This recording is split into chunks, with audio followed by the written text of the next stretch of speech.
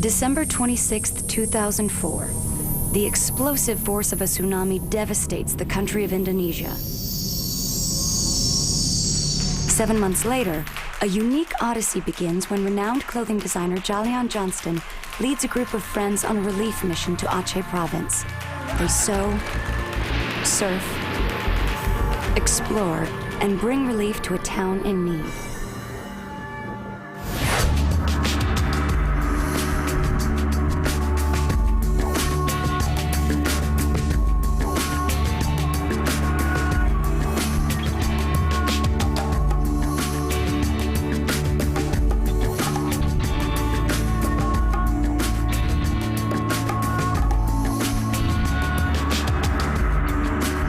These are a pair of shorts I made for my friend.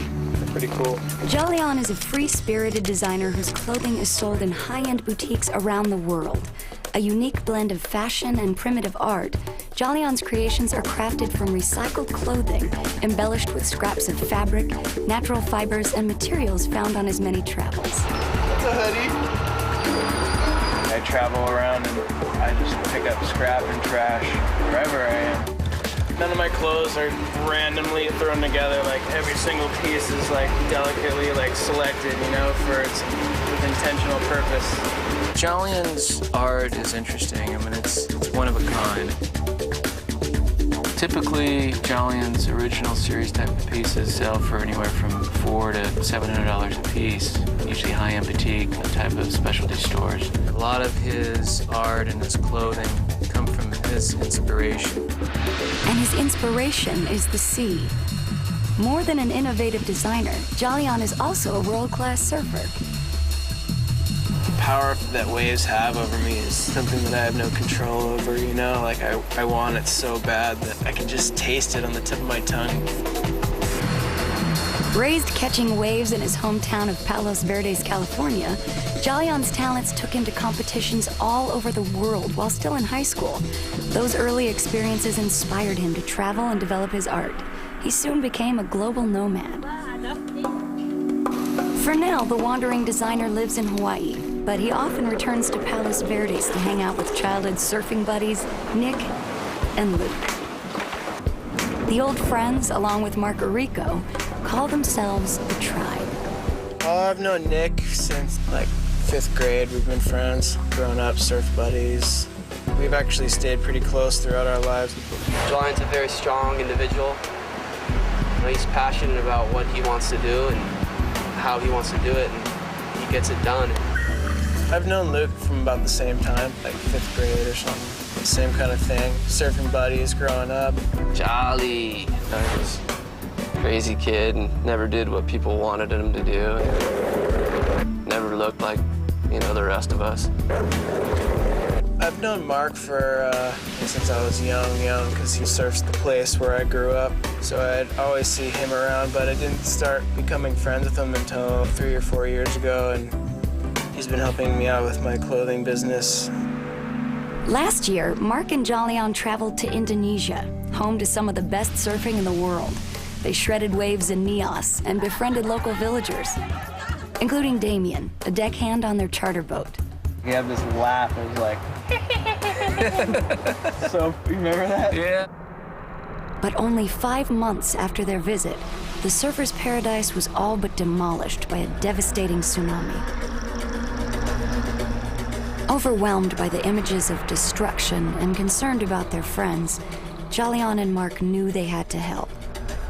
I don't really have too many ways to help except for this art thing that I have going for myself. So we had this idea that we would come to Indonesia and gather some scrap.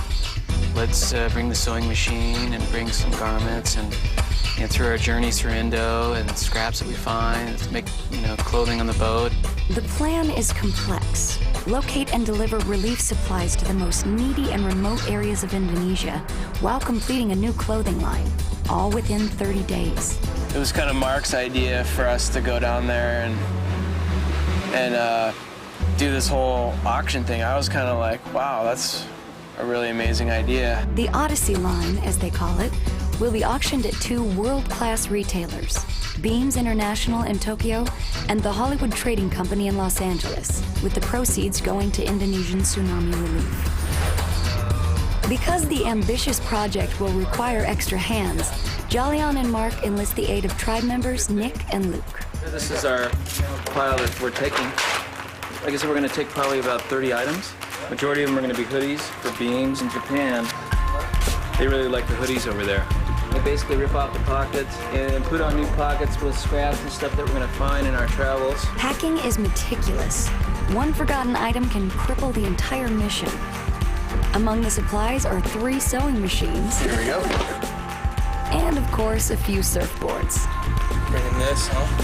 Swing About to go on a journey, if you're feeling that kind of ready to go, like, Yeah. Sure, there's always something that you're gonna forget. I just hope that we don't forget that one thing that makes this all possible.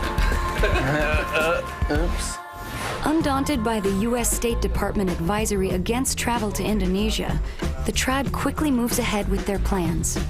Terrorists, disease, lack of water, and the threat of frequent earthquakes are just a few of the obstacles they may encounter. I'd like to make a toast to our mission for the relief fund, and just hoping and praying that, you know, Indonesia and Japan will treat us good and our mission will be accomplished. Respect, salute. Up next, Jalion and his tribe come face to face with the ravages of the tsunami, and shipboard challenges threaten the mission. On a personal mission to raise money for tsunami relief, fashion designer Jalion travels to storm-ravaged Indonesia to create clothing crafted from recycled materials.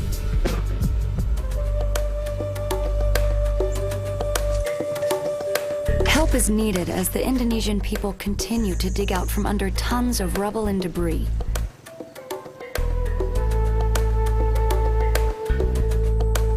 The process will take years and millions of dollars to complete.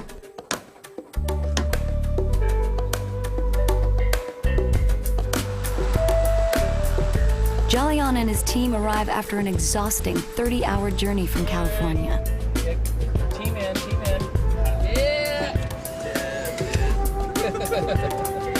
But to meet their deadline, they must hit the ground running.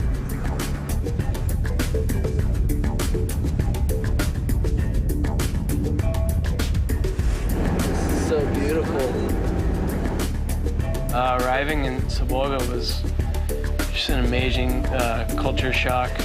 Just got there and had some time to kill before we were gonna get on our boat.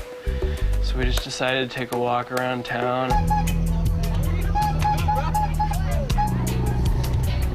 Fortunately for the Sabolga villagers, the tsunami spared the marketplace. Real deal right here, buddy. For Jalion, the marketplace stirs memories and a craving.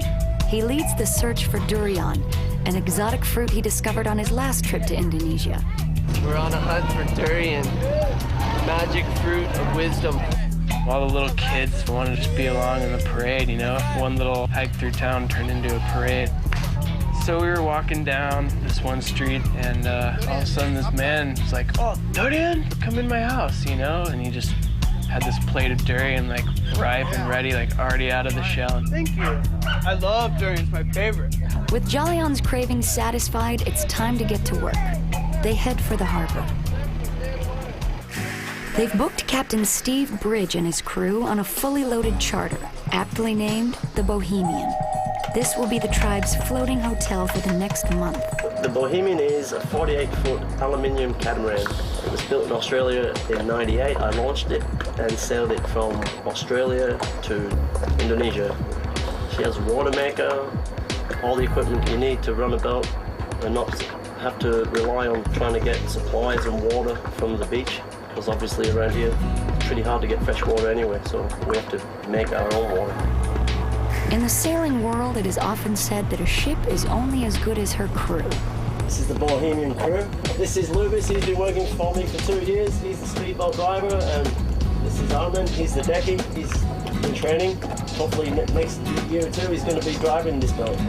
The chef's name is Anne.